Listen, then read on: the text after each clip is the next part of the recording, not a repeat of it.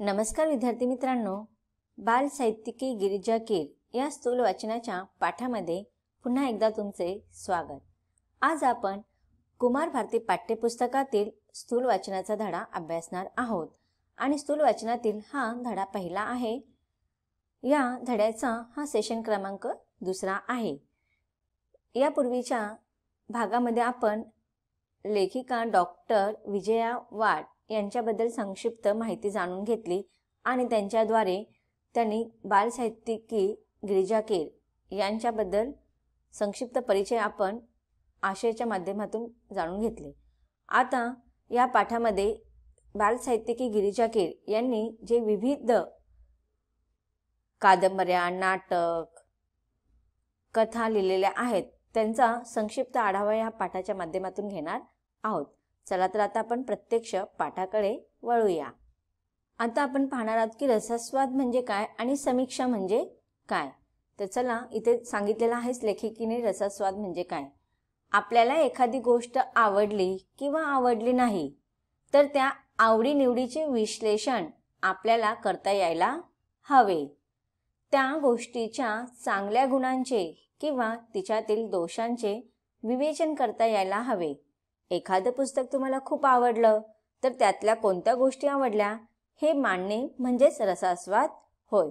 जसं की तुम्हाला मी मागील भागामध्ये सांगितलं होतं की एखादा कार्यक्रम तुम्हाला फार आवडतो, मग तो का आवडला याचं तुम्ही तुमच्या मित्रांना सांगत असतात की तो कार्यक्रमामधील तो भाग मला फार आवडला किंवा ते जे पात्र होतं त्याने जे काही काम केलेलं आहे ते मला फार आवडलं।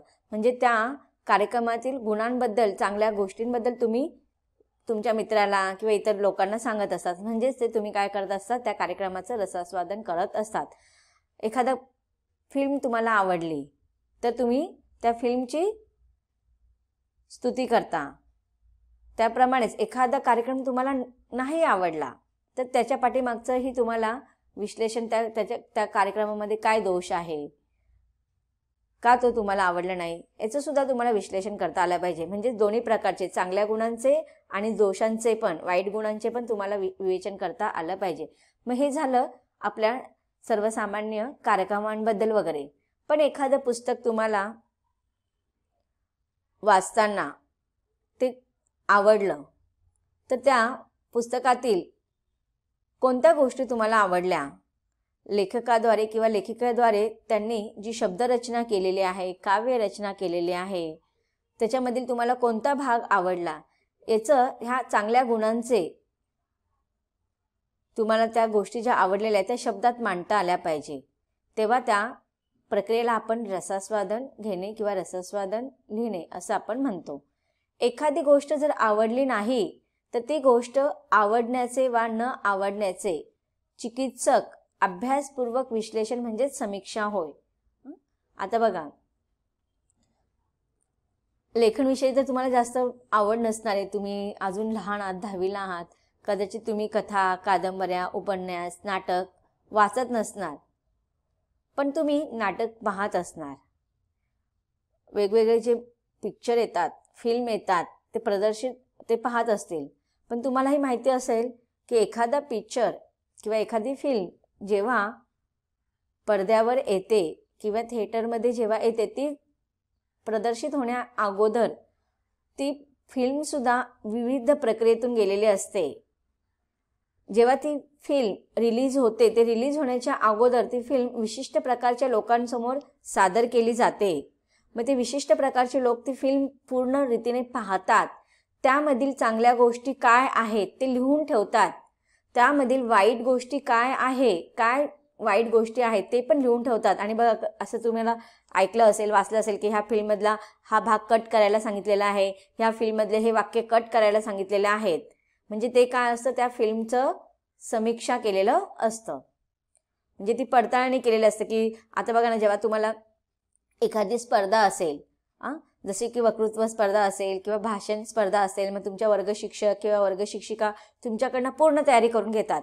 मग पूर्ण तयारी करण्या अगोदर येणार तुम्हाला वर्गशिक्षक सांगतात, तुम्ही हे भाषण तुम्ही लिहून आणा, तुम्हाला जे आवडेल ते भाषण, एखादा विषय देतात ते तुम्हाला लिहायला सांगतात आणि सांगतात की ह्या भाषणावरती तुम्हाला जेवढं बोलता येईल 5 मिनिटं 10 मिनिटं तुम्हाला असं लिहून आणायचं. मग तुम्ही काय करतात, रफमध्ये ते भाषण लिहून आणतात, ते तुमच्या वर्ग शिक्षकांसमोर तुम्ही बोलून दाखवतात, त्यांना वाचायला देतात. मग ते सांगतात की बघ हा मुद्दा अगदी बरोबर आहे, पण हा मुद्दा आहे ना, तू हा मुद्दा लिहू नकोस किंवा बोलू नकोस. तर त्याच्यामध्ये ते तुम्हाला अजून काहीतरी व्यवस्थित दुरुस्त करून सांगतात. तुमच्या चुका जर झाल्या असतील ते दुरुस्त करून सांगतात. तुम्ही काही चांगलं लिहिलं असेल तर त्याच्यावरती ते अजून भर द्यायला सांगतात. हे संवाद तुम्ही असे बोला, हे संवाद तुम्ही असं हे करा, इथे तुम्ही म्हण टाका, इथे तुम्ही वाक्यप्रचार टाका. नाही हे उदाहरण चुकीचं आहे, हे उदाहरण तू देऊ नको. म्हणजे तुमचे वर्ग शिक्षक पण तुम्ही केलेल्या त्या भाषणावरती कितीतरी विवेचन देत असतात, कितीतरी समीक्षा करत असतात. त्याच्यातील चांगल्या गोष्टी तुम्हाला ठेवायला सांगतात आणि ज्या निगेटिव्ह गोष्टी असतात, ज्या वाईट गोष्टी असतात, जे दोष असतात, जे चांगल्या नसतात, चुकीच्या असतात, ते तुम्हाला ते काढून टाकतात. हे झालं तुमच्या एखाद्या स्पर्धेविषयी. त्याचप्रमाणे एखादी फिल्ममध्ये सुद्धा ती रिलीज होण्या अगोदर, ती दूरदर्शनवर ती पडद्यावर येण्या अगोदर अनेक समीक्षकांनी मिळून त्याच्यावरती अभ्यास केलेला असतो. त्याच्यातील काही गोष्टी, काही सीन ह्या कशा चांगल्या आहेत ते पाहून मग ते डिसाईड करतात, ते निर्णय घेतात. आणि एखादा जर विवादास्पद काही गोष्टी असतील किंवा प्रेक्षकांना ते आवडणार नाहीत किंवा प्रेक्षकांच्या मनावरती त्याचा विपरीत परिणाम होईल, काही हास्यास्पद गोष्टी असतील, काही विवादास्पद गोष्टी असतील, तर ते सगळं काढून टाकतात. म्हणजेच त्या फिल्मचं सुद्धा समीक्षा केलं जातं. हे झालं आपल्या शाळेतील भाषणाबद्दल किंवा आपण जे नेहमी फिल्म बघतो त्याच्या बाबतीत. पण अजून इथे आपल्याला सांगितलेलं आहे की साहित्यकृती किंवा कलाकृती.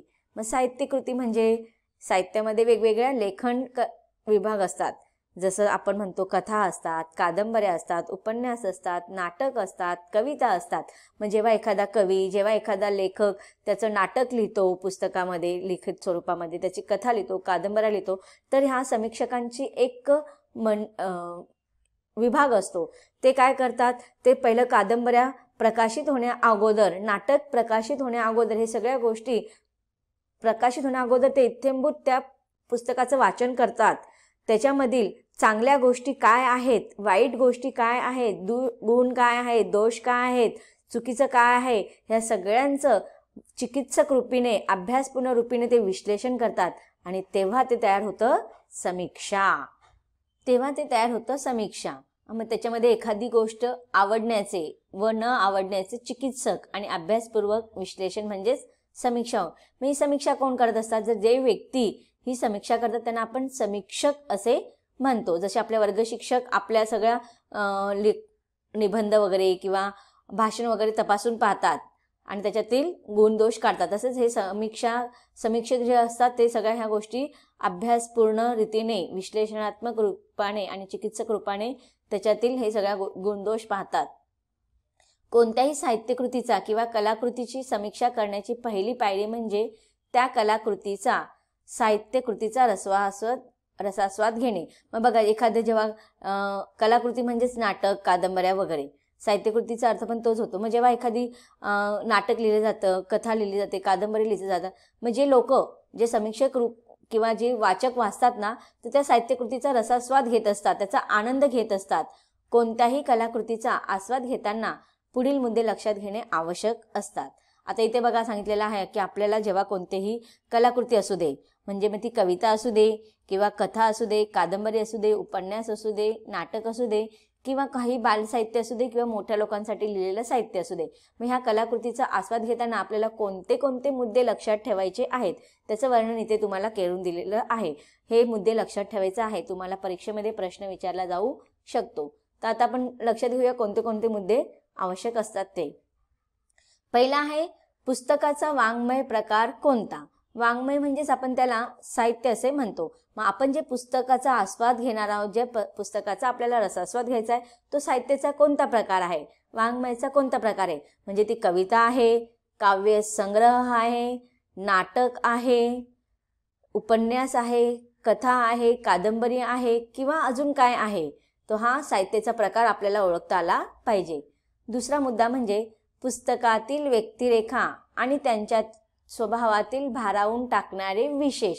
मग आपण जे पुस्तक अभ्यासणार आहोत, त्याचा रसास्वाद घेणार आहोत, त्या पुस्तकामध्ये कोणते कोणते पात्र आलेले आहेत आणि त्या पात्रामधील, त्या व्यक्तिरेखांमधील त्यांचे कोणते स्वभाव गुण आहेत की ते वाचकांना वाचकांच्या मनावरती प्रभाव टाकणार आहेत, त्यांना अचंबित करणारे आहेत, त्यांना भारावून टाकणारे आहेत, असे संवाद त्या व्यक्तिरेखेच्या स्वभावामध्ये विशेष आपल्याला टिपून ठेवता आले पाहिजे, त्यांचा आनंद आपल्याला घेता आला पाहिजे.